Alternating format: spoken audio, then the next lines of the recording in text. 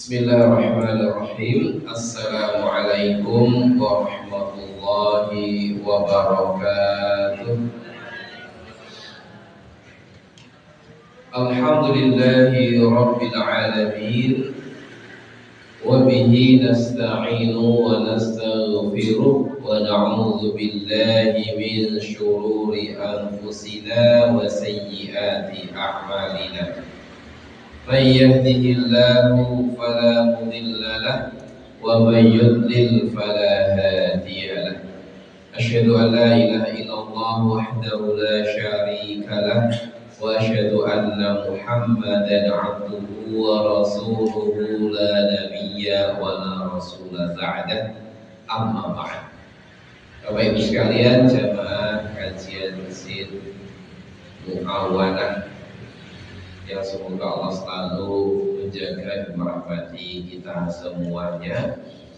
Alhamdulillah, di pagi yang cerah ini, di 10 hari terakhir Ramadan ini, kita bisa menjalankan sebuah amal soleh, yaitu menghadiri majlis zikir, majlis ilmu, yang mana Nabi memang masuk kita untuk menghadiri majlis-majlis ilmu atau majlis zikir.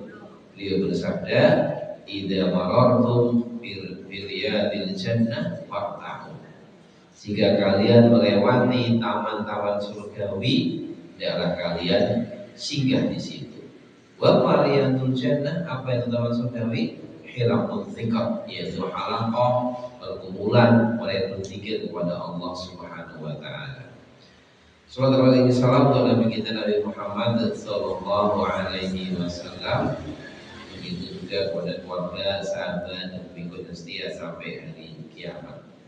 Sahabat sekalian, pada kesempatan pagi ini kita melanjutkan atau melanjutkan kajian kitab Al-Bahrul Rahiq.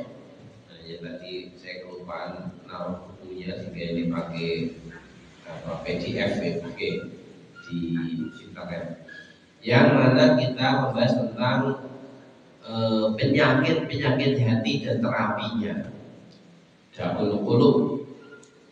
Yang pertama, yang sepertinya sudah mulai terbahas, kita ulang lagi supaya lebih jelas secara agak cepat, yaitu da'ul riya, penyakit riya.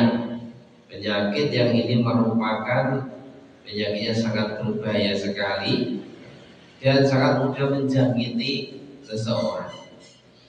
Oleh karena itu, Nabi SAW pernah menyampaikan kepada para sahabat bahwa yang paling aku takutkan pada kalian itu minal masih dajjal, daripada munculnya dajjal, itu riya, penyakit riya.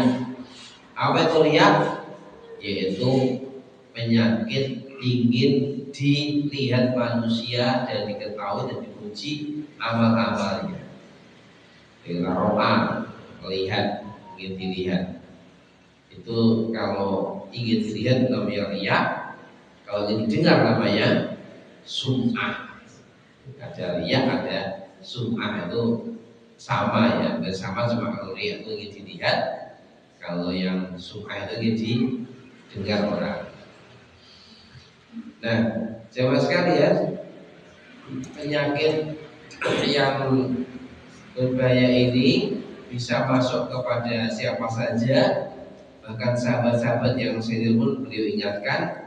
Dan riya ini tentunya berbagai gambaran yang terjadi adalah seperti satu, riya dalam niat riya. Gimana ini? Ya, seseorang perbuatannya nampak baik, nampak lurus, masalah dia apa? Niatnya bukan karena Allah.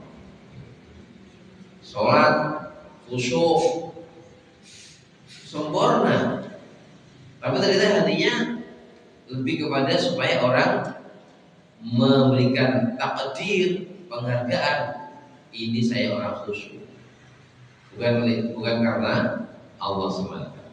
Maka Nabi sampaikan, filosofi itu Rasulullah, yusalli rajulu fa yuhsinu sholatahu binadharin rajulin. Orang yang sholat lalu dia berbagus sholatnya karena ada orang datang yang akan melihatnya. Ini namanya riya dalam niat. Begitulah makanya kita kembali ingatkan hadis 3 orang yang pertama masuk neraka itu orang-orang yang kerja di dunia bagus, terhormat, dia mujahid, dia ulama, dia dermawan. Di dunia nggak dicela, dimuliakan manusia sebagai pejuang, sebagai ulama, sebagai dai, sebagai qari'ul Quran, sebagai ahli sedekah. Tapi ketika di akhirat baru terbuka, ternyata nawaitunya, niatnya dalam sedekah, niatnya dalam mengajar manusia, dalam membaca Al-Quran, dalam berjihad fisabilillah, bukan lillah, tapi li'ajli nafsah, untuk memuliakan dirinya.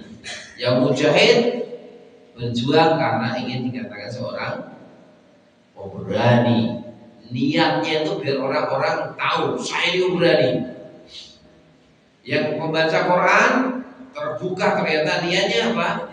Biar orang mengetahui, biar orang menilai bahwa ini qari yang hebat.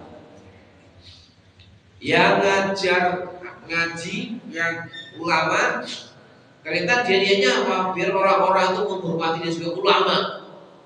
Maka dia menunjukkan ilmunya untuk diketahui orang, saya ini ulama. Yang sedekah ternyata niatnya itu biar orang menilainya, memuliakan sebagai seorang yang dermawan, bukan karena Allah. Nah, ikhlas itu tidak minta bagian, semuanya untuk Allah, itu ikhlas.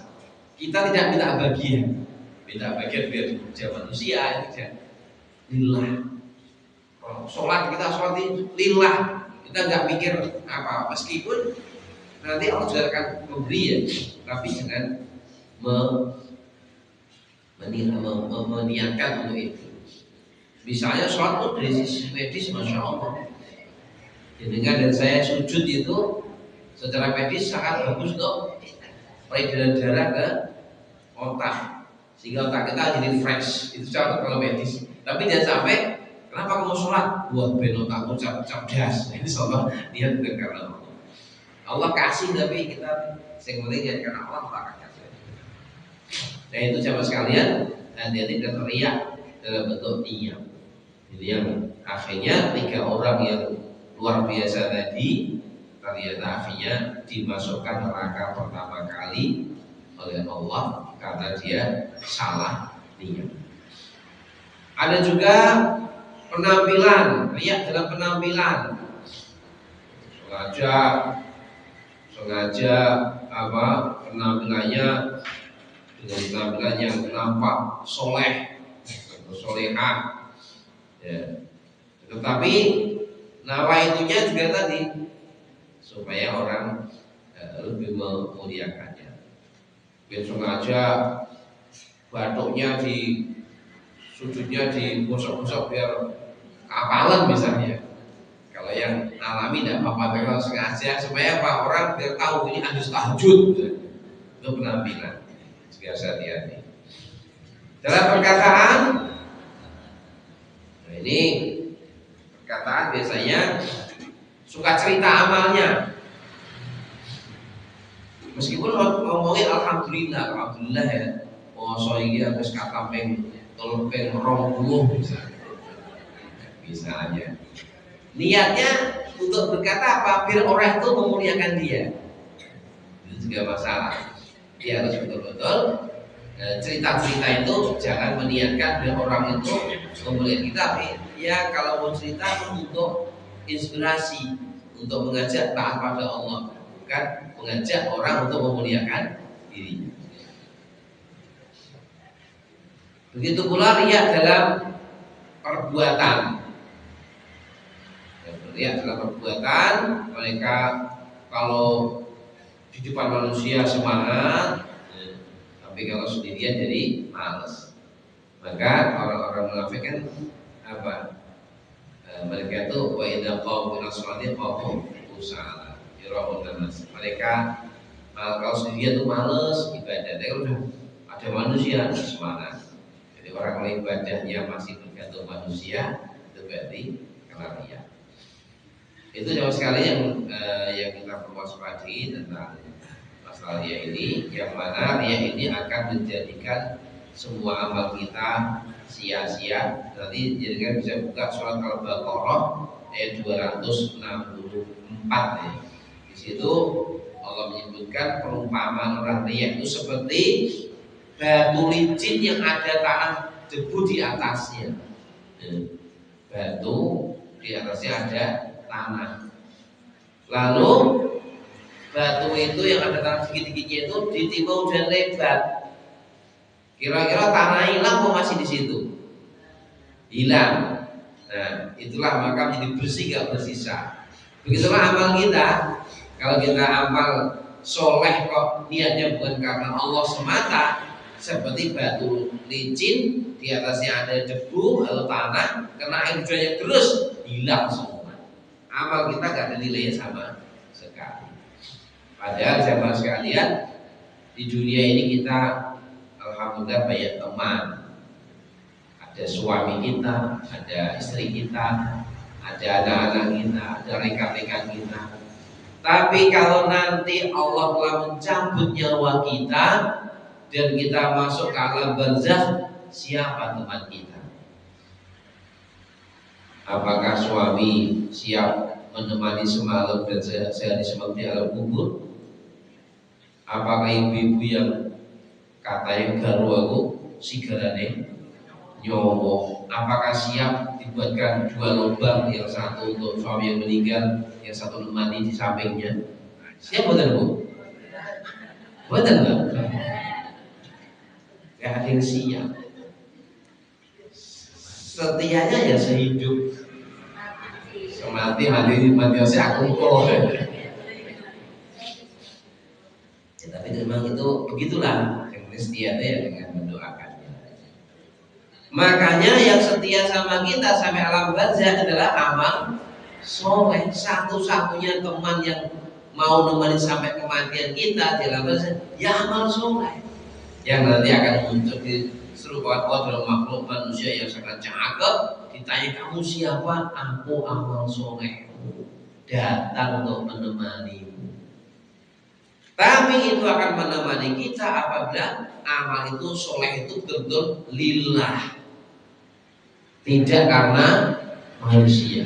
Ini yang harus kita jaga hati kita, jaga supaya betul-betul lillah, bukan lillah dan lillah. Antum dan kita didik anak sudah jangan mengharap kenapa kok didik loh, aku tuh benar penaknya anakku. Bismillah, kenapa ini amal dari Allah, saya didik lillah. Insya Allah kalau lillah nanti Allah juga kasih gitu. Secara otomatis niatnya dikonsumsi tulus, nanti Allah akan kasih. Orang berbuat baik nanti Allah kasih. Anfik, infak misalnya lillah, tapi otomatis Allah akan membuat hukum dari Allah. Anfik, unfik alaika, infaklah kau pada di jalan Allah akan kasih kamu infak gitu. Takwa itu lillah. Kalau kita berbuat takwa pada Allah, merasakan keagungan Allah, merasakan kebersamaan Allah, lillah. Tapi efeknya wa yattaqillaha yaj'al lahu min amrihi yusra. Kalau dia takwa, Allah mudahkan seluruh urusannya begitu. Jadi kita mulai urusan kita itu hati kita lillah. Nanti Allah juga akan kasih berbagai macam kemudian dalam kehidupan kita, itu sudah otomatis. Tapi kalau tidak karena Allah, nanti kita nggak dapat apa-apa, ya kita nanti paling dapat dunia dong. Kemudian orang yang riyah ini selain amalnya hilang, biasanya sudah akan tidak disukai manusia. Allah sudah tidak suka, manusia pun tidak suka. Jadi kalau ketemu tiang ketemu cerita awake to. Kira-kira bosan dia menyenangi? Mesti cerita. Tanda dia pengen dimuliakan, cerita tentang anak-anakku, tentang suamiku, diriku, selaku lakoni apa itu. Nah, ini biasanya tanda-tanda dia sedang terkena penyakit riya. Nah, itu juga terus-terusan seperti itu manusia tidak akan suka. Dan bagaimana? Jadi kita lanjutkan bagaimana agar riya itu, jadi kita ringkaskan. Bagaimana supaya riya ini tidak bersemayam dalam jiwa kita? Ya, yang pertama tentunya kita harus betul-betul memurnikan tauhid kita, keikhlasan kita pada Allah, bahwa kita ini memang tidaklah beribadah kecuali kepada Allah. Iyyaka na'budu wa iyyaka nasta'in. Dia sudah pegang. Kenapa kok bukan na'buduka tapi iyyaka na'budu? Itu cara bahasa Arabnya. Bahasa Arabnya kan na'buduka juga boleh, tapi dalam Quran pun iyyaka na'budu, hanya kepadamu. Ini supaya apa? Penegasan hanya kepadamu tok ya Allah. Na'budu, kami beribadah meniatkan apapun bismillah hanya untuk semata, bukan yang lainnya. Ini harus kita ingat. Maka Al-Fatihah kan diulang-ulang sampai berapa kali itu. Ya, sepanjang kita sholat pasti harus baca Al-Fatihah. Ini supaya tertanam dalam doktrin jiwa kita bahwa kita ini iyyaka na'budu, hanya padamu ya Allah aku beribadah, lillah hanya pada Engkau, wa iyyaka nasta'in, saya minta tolong pun berdoa pun hanya kepada Engkau ya Allah. Kita dihasung oleh Nabi untuk baca la ilaha illallah wahdahu la syarikalah lahul mulku wa lahul hamdu wa huwa ala kulli syai'in qadir 100 kali sehari. Ini supaya apa? Tertanam di jiwa kita, tidak ada ibadah kecuali hanya Engkau ya Allah. Gitu. Ini apa? Doktrin tauhid keikhlasan terus kita kuatkan. Lillah. Mau ngapa-ngapa kemudian itu kullu amalin la yuda basmalah bahwa ajda. Setiap amal kalau tidak dimulai dengan bismillah terputus atau cacat. Maka kita lakukan bismillah. Bismillah itu kan karena Engkau ya Allah, itu dirasakan bismillah. Karena waktu ngomong bismillah itu Allah dengan namamu ya Allah, karena Engkau ya Allah, padamu ya Allah, itu mesti ngambil begitu. Ini namanya lillah, tauhid. Kemudian juga untuk memperkuat tauhid itu juga usahakan sering membaca doa Allahumma inni a'udzubika min an usyrika bika syai'an a'lam wa astaghfiruka lima la a'lam.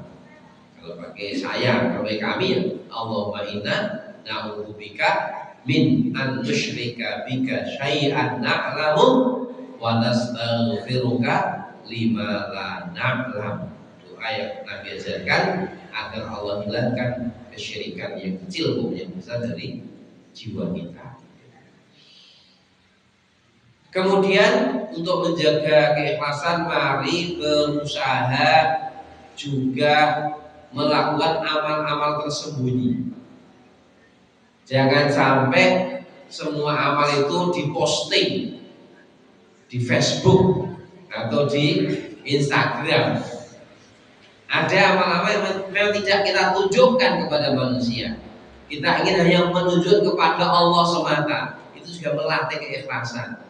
Kalau kita semangat amalnya pas di keramaian, di kesedihan, males, ini tanda-tanda kita masih untuk meningkatkan keikhlasan. Tapi kalau kita sudah enjoy amal sendirian karena dia sadar dilihat Allah, bersama Allah, dia nyaman, ini berarti tanda-tanda keikhlasan sudah menguatkan jiwa kita. Makanya orang-orang dahulu itu banyak yang istilahnya kalau sudah beramal soleh itu sengaja disembunyikan. Kita ingat kisah siapa? Ali Zainal Abidin rahimahullah, seorang tabi'in, cucunya Ali bin Abi Thalib radhiyallahu anhu. Itu setiap malam itu dia tuh mikul gandum ditaruh di depan rumahnya orang-orang miskin. Sampai wafat itu orang-orang nggak ada yang tahu siapa ini. Tiap pagi orang miskin dapat jatah gandum sak karung. Kalau kita mungkin pikul beras 20 kilogram ya Pak ya. Tiap tahun di rumah orang miskin. Nggak ada yang tahu ini siapa ini. Di Medina kalau tiap malam ono gentian beras ya di Indonesia ya. 20 kilogram. Kapan tahunya? Ketika Ali Jalaluddin wafat, radhiyallahu wafat, karungnya lama meneh. Oh nggak ada karung lagi. Baru orang nyandai, jadi ketahuan tersebar berita setelah beliau wafat. Oh berarti selama ini yang amal soleh tersebut itu adalah Ali Zainal Abidin. Dan Allah tunjukkan karena waqul malu wasallallahu amalukum amalakum wa rasuluhu wal mu'minun. Kaidah Allah, amalo kalian, ngamalah kalian. Allah akan tunjukkan amal kalian itu. Juga Rasulullah akan melihat. Orang beriman juga akan melihat. Coba ini Ali Zainal Abidin. Beliau menyembunyikan sepanjang hidupnya, saat wafat ketahuan amalnya. Kalau sudah wafat ketahuan nggak apa-apa karena untuk pelajaran dan nggak akan riak. Tapi selama itu disembunyikan. Masya Allah. Nah ini kita perlu ya ada sedekah yang disembunyikan.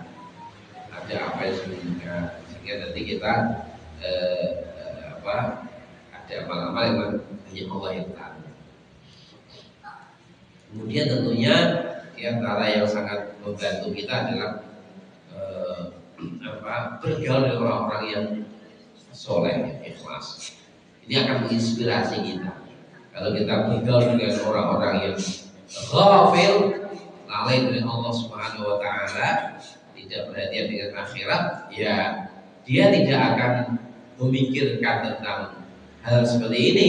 Dia akan mikir tentang mungkin kedudukannya, mikirkan tentang bagaimana dia disebut di hadapan masyarakat. Dia tidak terfikirkan keikhlasan. Tapi kalau kita dengan orang soleh, kita akan diajak mikir tentang akhirat, tentang bagaimana masa depan diri kita, urusan kita, itu akan sering terbicara. Maka ini nikmat itu adalah ketika punya teman-teman yang soleh. Sampai para ulama itu kalau pilih rumah itu diingatkan al-jaru qabla dia. Kalau pilih rumah, jangan pilih rumah dulu, lihat tetangganya, sekitarnya kayak apa. Kalau bagus, baru beli rumah itu. Kalau rumah di sini orang yang nggak pernah ibadah semua, wah ini rusak hati. Ya, begitu. Jadi kalau bisa itu membuat masyarakat yang memang sekitarnya itu baik. Kalau sudah kadung, ya sudah didakwai supaya malu baik semuanya, supaya mau benar Islam. Baik, itu tentang penyakit riak. Yang kedua, yang kita ingat sudah penyakit ya, adalah penyakit hati yang disebut al-kibru. Apa itu al-kibru? Sombong. Al-kibru sombong. Sombong inilah penyakit yang membawa iblis ke neraka jahanam. Ayatnya apa? Aba wastakbara wa kana minal kafirin. Iblis itu aba, enggan, diperintah Allah enggak mau. Kemudian wastakbara, sombong. Wa kana minal kafirin. Dia termasuk orang-orang kafir. Itu bahaya penyakit sombong. Apa itu sombong? Karena Nabi bersabda, la yadkhulul jannata man kana fi qalbi mithqala dzarratin minal kibr. Tidak akan masuk surga orang yang dalam hatinya ada sebiji sawi kesombongan. Sahabat ada yang tanya, ya Rasulullah, inna rasul yuhibbu an yaqula na'lahu thawbahu hasanan wa na'lu hasanan amil kibr. Rasulullah, ada orang itu kepengin bajunya bagus, sendalnya bagus. Apa itu termasuk sombong? Ya dengan kalau kita milih motor NMAX sama Honda 78, pilih putih Pak. Pilih NMAX ya lebih enak. Apa itu sombong? Bagi bahasa itu. Nabi bersabda, Innallaha jamilun yuhibbul jamal. Allah itu maha indah, suka keindahan. Jadi kalau kamu suka yang bagus-bagus, yang indah-indah itu tidak termasuk sombong, karena Allah suka yang indah-indah.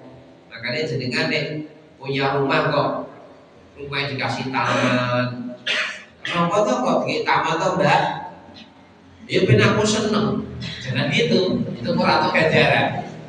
Tapi kalau niatnya Allah itu suka yang indah. Saya pengen yang indah. Jadi ini kok gandel apa tuh? Allah suka yang indah. Gitu. Jadi niatnya itu memang ibadah. Jadi kalau seorang wanita kan ibadah supaya suaminya senang itu sudah bagian. Ternyata bapak itu perlu pak. Ibnu Abbas radhiyallahu anhu itu kalau beliau itu juga suka menata diri supaya istrinya senang.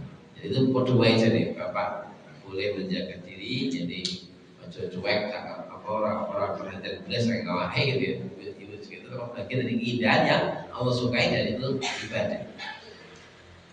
Tetapi apa? Al-kibru sombong itu batalul haqqi wa ghamtun nas.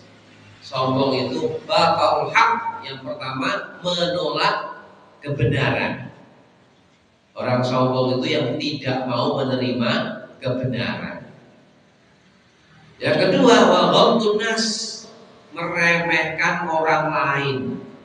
Ini harus kita hati-hati juga, karena sering muncul penyakit-penyakit yang seperti ini.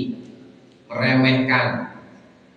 Kita mungkin sudah nampak ibadahnya mantap, sholat tarawih, kemudian kita lihat orang kok malam-malam malah COD.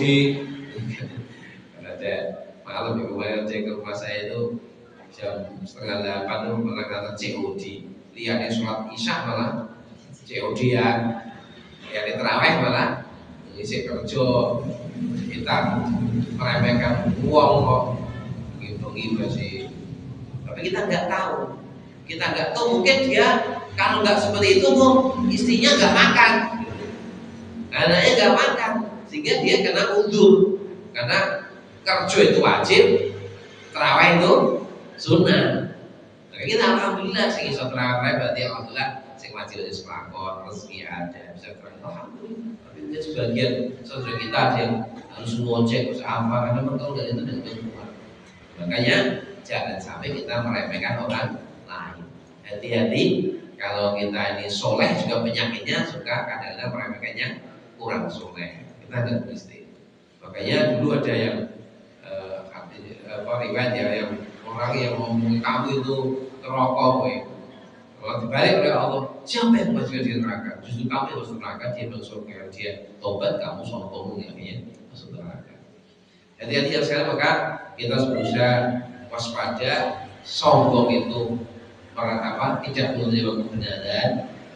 Jadi ternyata orang lemah lembut itu menjadi yang sombong kalau nggak menerima kebenaran, kalau nggak menerima Quran, Sunnah, itu orang-orang sombong. Selain itu adalah apa tadi? Meremehkan orang lain. Maka kalau kita melihat orang tadi maksiat, jangan diremehkan, tapi kita benci kemaksiatannya saja, bukan orangnya. Karena dia seorang muslim. Nah, di antara bentuk-bentuk kesombongan itu ada sombong karena ilmu. Sombong karena ilmu. Ini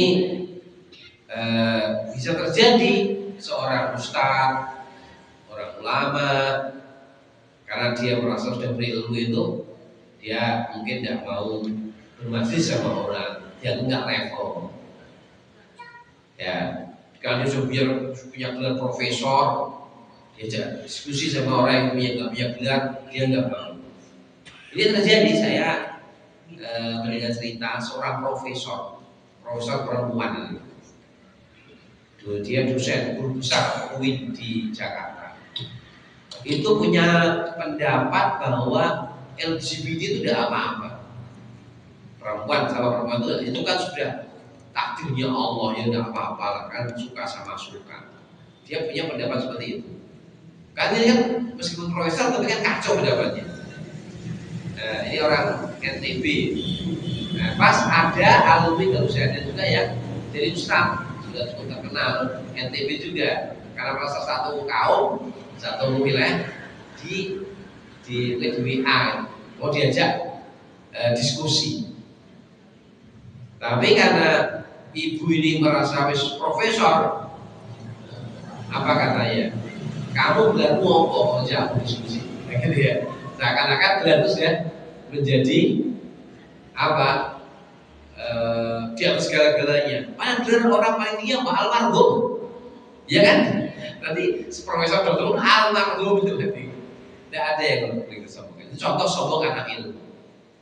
Dan makanya ilmu itu kita minta pada Allah kan, Allahumma inni as'aluka ilman nafi'an. Ilmu nafi'an itu ilmu yang membuahkan amal dan menumbuhkan tawadhu, bukannya sombong.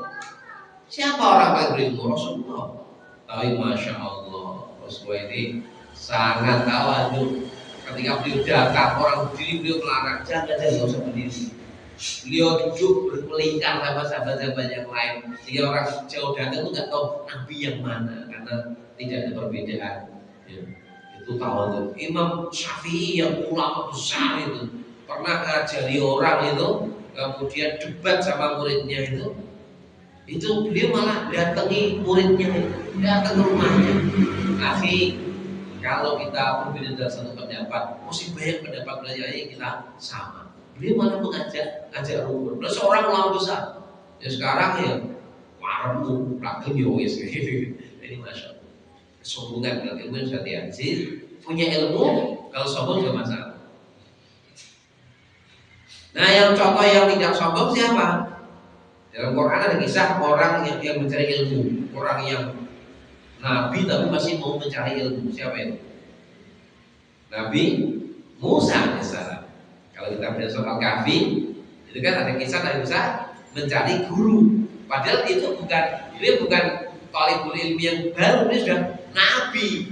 Jadi kan ditanya oleh kaumnya, Nabi Musa di dunia ini orang yang alim itu siapa? Nabi Musa langsung jawab, ya aku. Kemudian Allah ingatkan, Musa pasti ada orang lebih alim daripada kamu. Nabi Musa kaget, masya Allah, merasa kalian jawab. Akhirnya beliau tanya pada Allah, diberitahu ada orang lebih alim namanya Khidir.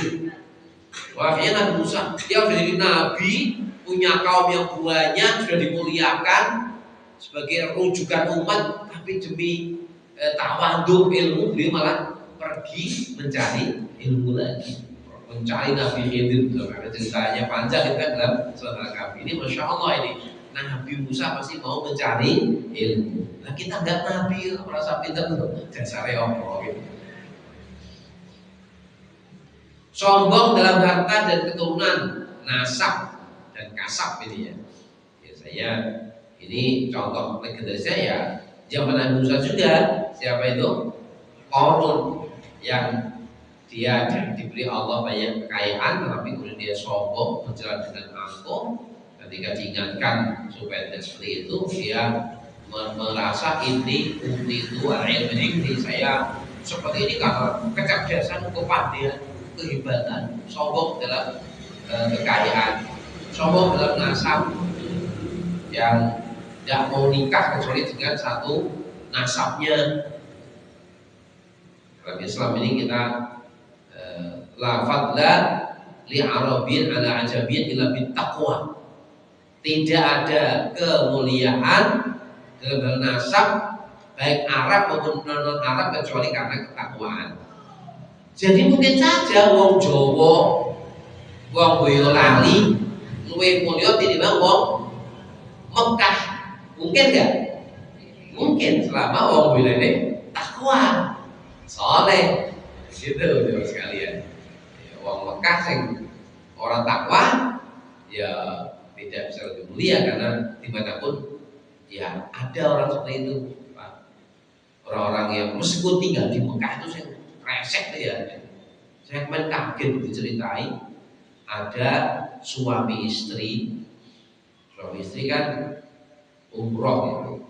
Udah beberapa tahun sih, tapi ini contoh cerita di Mekah. Tidak semua orang itu soleh. Kemudian apa? Sopirnya, tapi dia orang kata sebenarnya buat orang Mekah, orang mana itu, ya khususnya Pakistan, Bangladesh. Itu nyopir, kemudian motornya dibuat pura-pura mogok.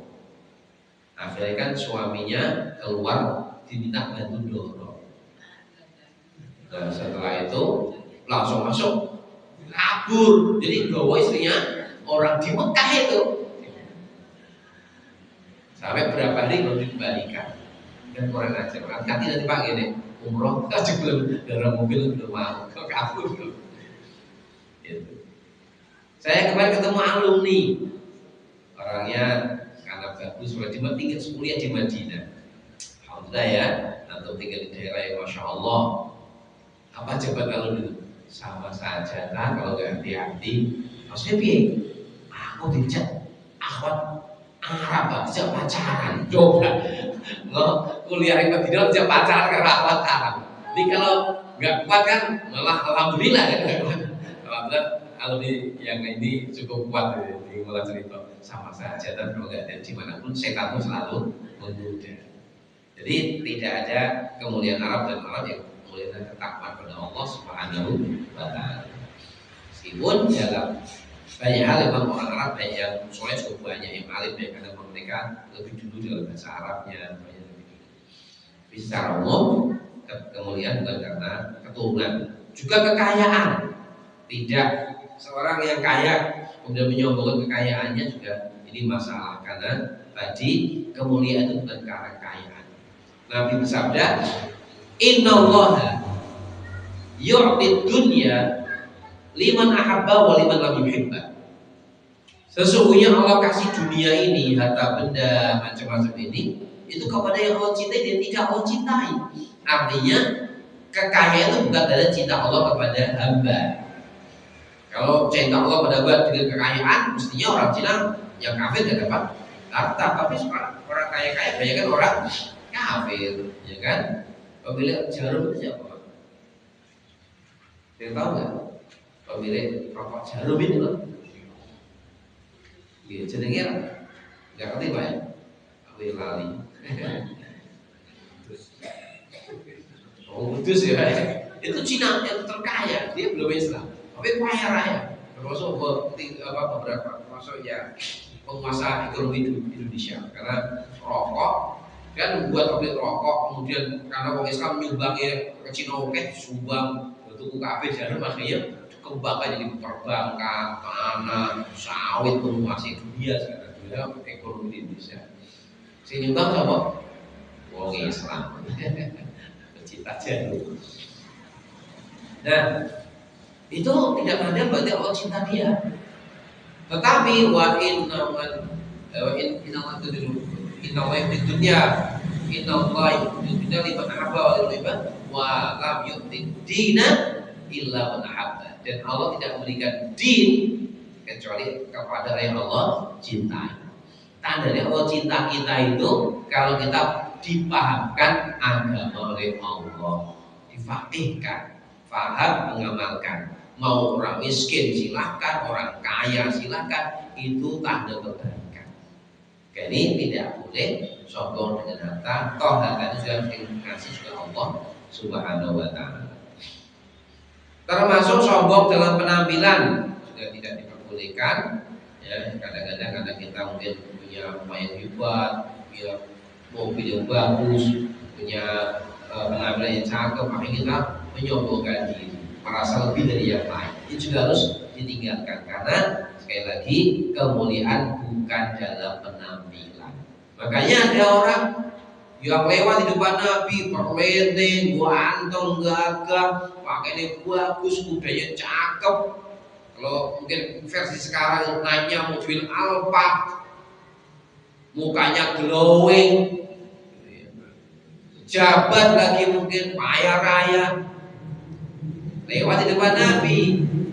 Nabi tanya pada sahabat, gimana orang yang ini Rasul sahabat berkata, ya Rasulullah, ini orang kalau bicara pasti di akui, mantap penampilannya. Kalau melamar, siapa yang mau ngelamar? Gitu Bu, jadi kan dari anak wedok dilamar orang sugih, ganteng, pelente, langsung tahu gitu. Kalau enggak punya dasar kuat langsung tahu. Kalau imannya bagus ya tidak dulu. Ini sholat apa orang? Mobil Alphard yang sholat enggak bohong. Ya Nabi diam. Lalu muncullah orang kedua.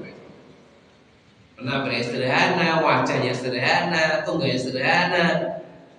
Nabi tanya, orang ini gimana menurut kalian? Pada saat ya Rasulullah, orang ini kalau bicara yang dengerin siapa?